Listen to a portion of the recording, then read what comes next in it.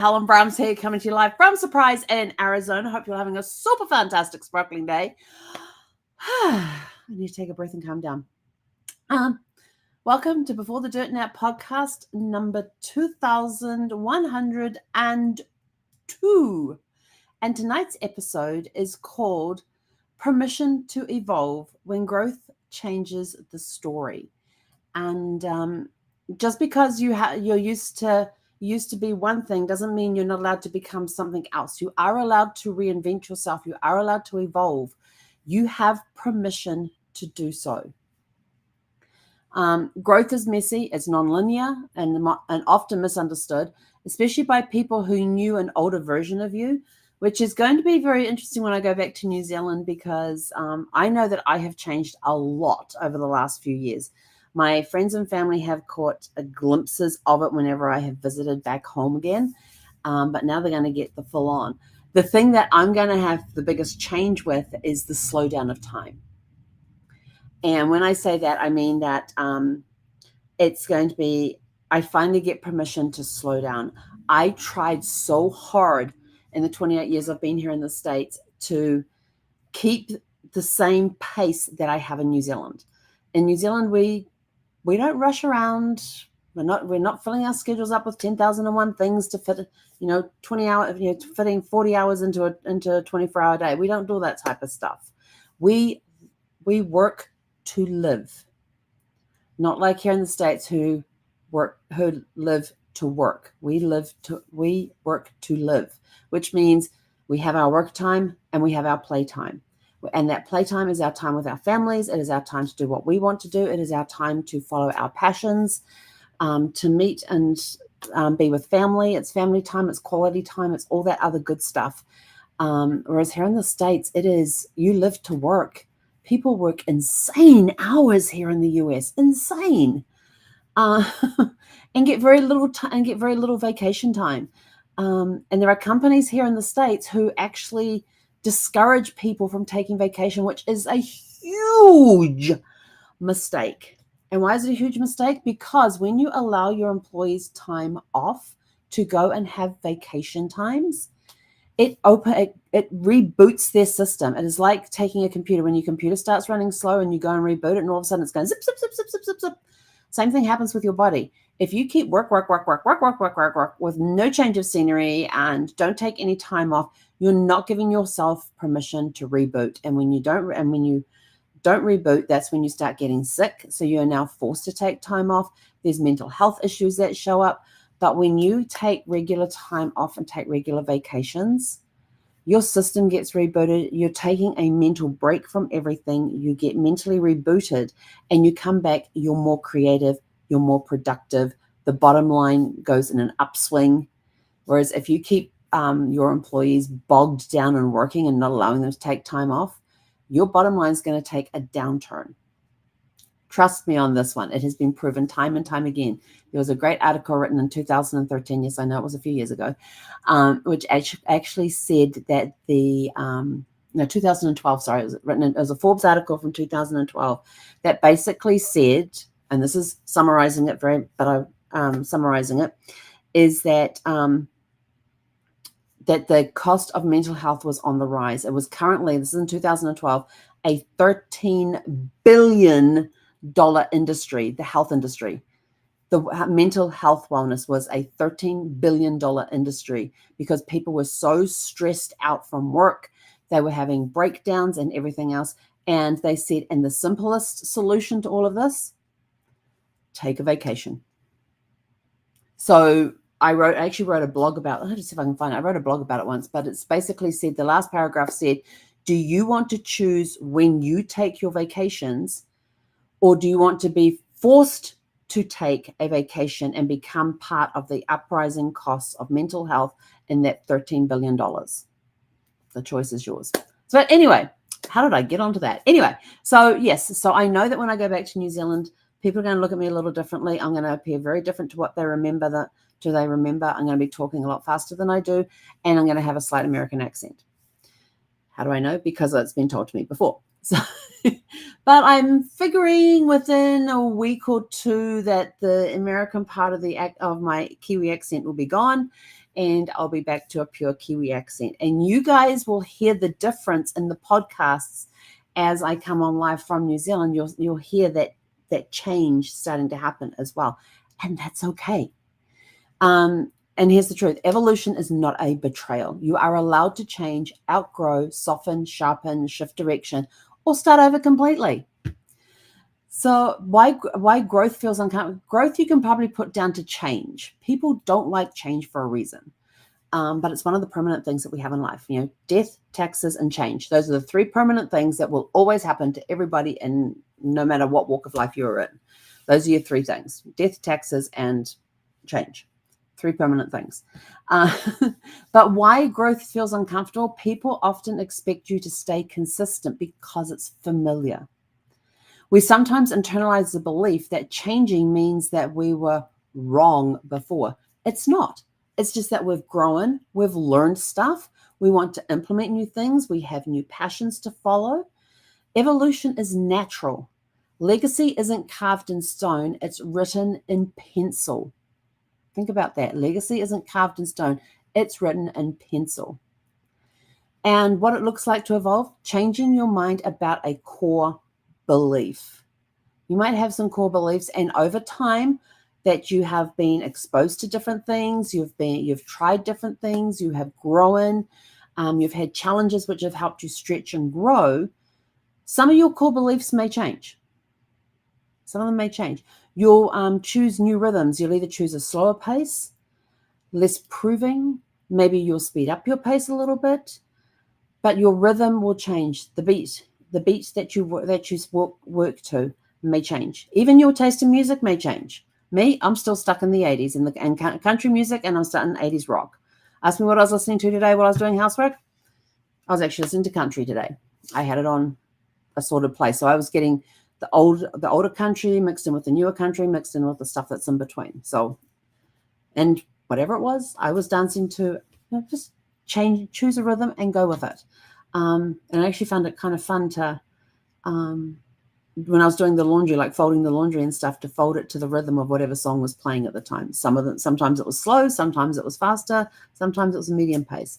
And that's kind of like life. Life is like that. There are areas that will be nice and slow, areas that will speed up, and then areas that will be somewhere in the middle where you're comfortable with, but you know that there's times you've got to be faster or you've got to be slower. Stepping into a version of yourself that old roles didn't allow. So this is part of what it looks like to evolve. It's stepping into a version of yourself that old roles didn't allow. So you may have been this person over here, but you've got all these goals and dreams, and in order to achieve them, you need to change into this person over here. And some people are going to go, oh, you shouldn't be doing that. Yes, you have permission to change. You have permission to evolve. You have permission to grow. You have permission to learn. What growth isn't, it's not selfish. It's not disloyal. It's not erasing your past. It is responding to your present. What do you presently require?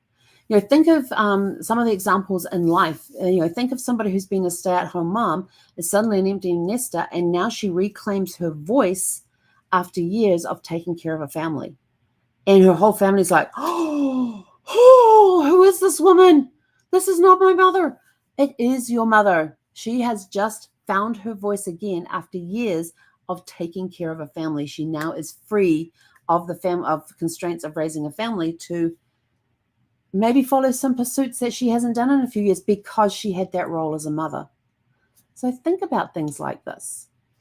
What other things can we do? Oh, the man who leaves the family business to become an artist. He's always been interested in art, but he was told he had to follow the family line. He had to toe the line and become part of the family business. He was inheriting the business. He finally decided enough is enough. I really want to go do my art. And off he goes and does his art and does very well at it.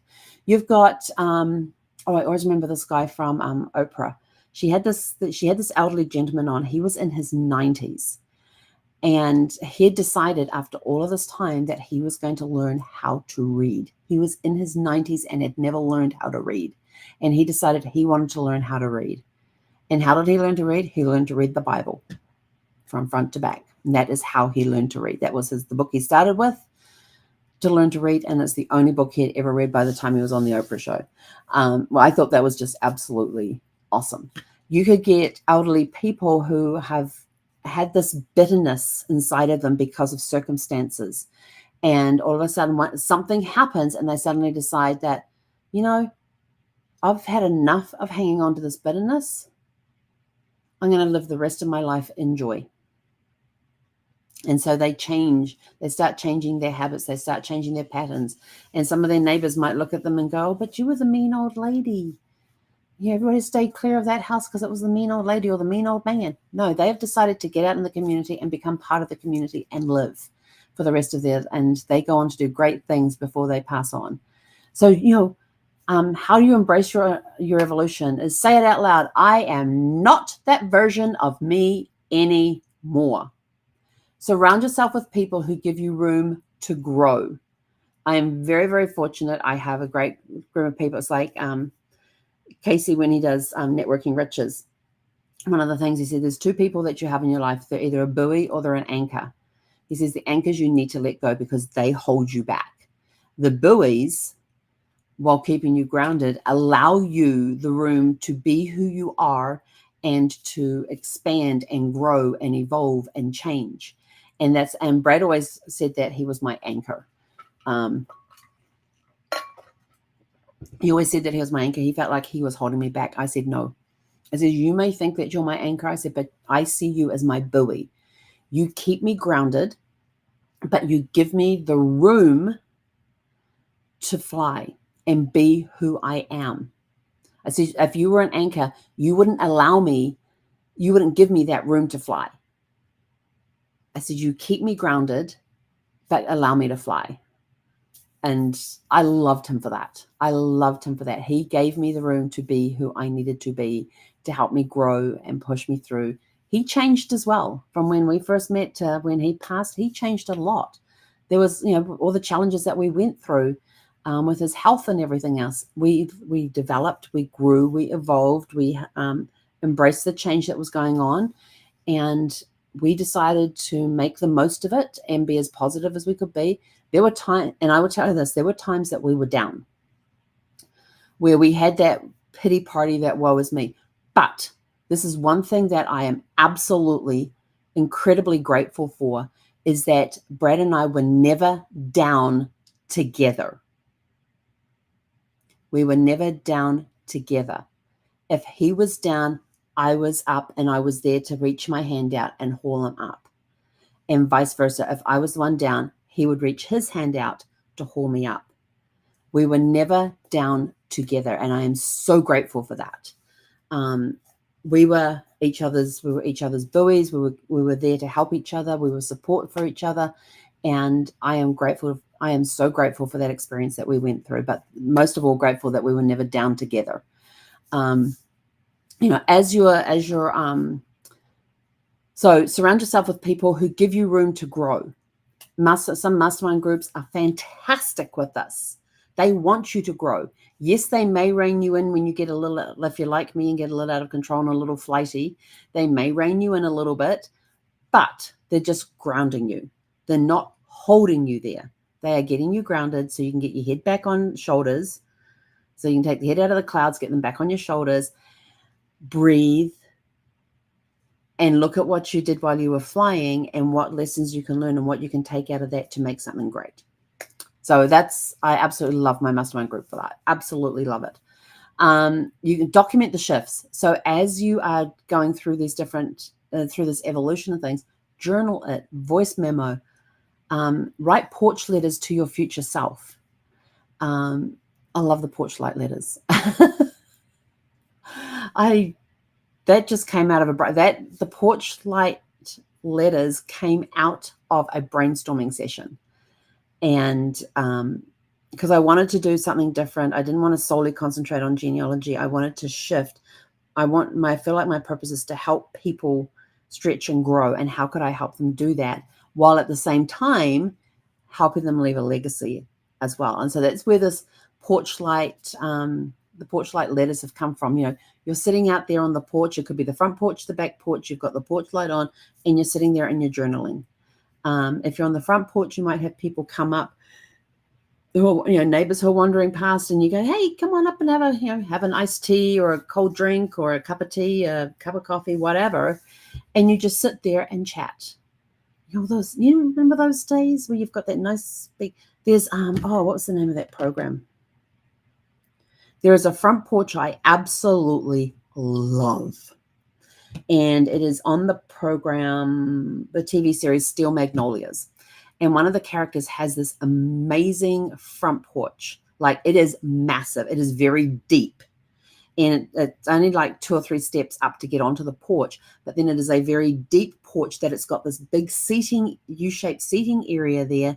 And it is very inviting for people to come on, sit down, talk, share a drink, or whatever. It's just got that place that you can meet there on their front porch. It's a massive front porch. I would love to find a picture. I've got to find a picture of it because it's kind of like my dream front porch. I've had this front porch in my head for years, and that's basically, when I saw that, I was like, that's my porch. So I want that front porch. So the front porch, so the porch light letters is when you're sitting there on the porch. Like I said, it could be the front porch or the back porch. You've got that light on, and you're just sitting there in the quietness and the stillness, and you're writing. And it could be you're journaling. You may be using voice memos. You might be using your phone, the voice recorder on your phone. You might be sitting there writing letters to your future self of what you've experienced over the last, it could be you're writing to yourself in 5 years' time. Over the last 5 years, this is what I have experienced. And you're painting that picture of what you're going to be in 5 years' time, what you're evolving into over the next 5 years, things like that. So some of the reflective questions that you could be asking yourself. And remember, we have the Porchlight News, which is our newsletter, which is going to be coming out. And if you sign up for that, scan the QR code up here in the corner, scan that, and it will take you to sign up for the newsletter. When you sign up for the newsletter, you will get a free sample copy of Porchlight Reflection Journal. Now, I will tell you this. There is the sample, and then there is the full version. The full version you can access by scanning the QR code on the back of the sample. But in the sample, there are 5 prompts and then 5 free write pages, whatever you want to write. So there's a total of 10 journal pages in there. In the full version, that number is double, but the questions that are in the sample are not repeated in the full-size journal. So between the two, you're actually getting 15 prompts and 15 free write pages. So reflective questions for you today, and they're in the description below. What part of your story have you outgrown, even if others haven't noticed yet? I'm going to have fun with these questions tonight. Where are you still living inside someone else's expectations of you?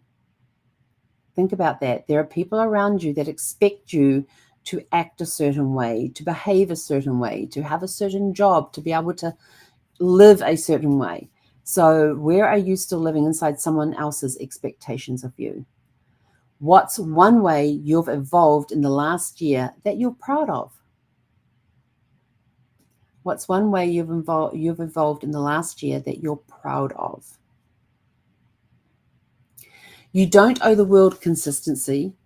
You owe yourself truth. Let your growth be your legacy, because a living story is the most honest one of all. And with that, we are out of here. Go out, have a super fantastic sparkling evening, and we will catch you guys back here tomorrow evening at 6 p.m. Pacific. Hey, Connor.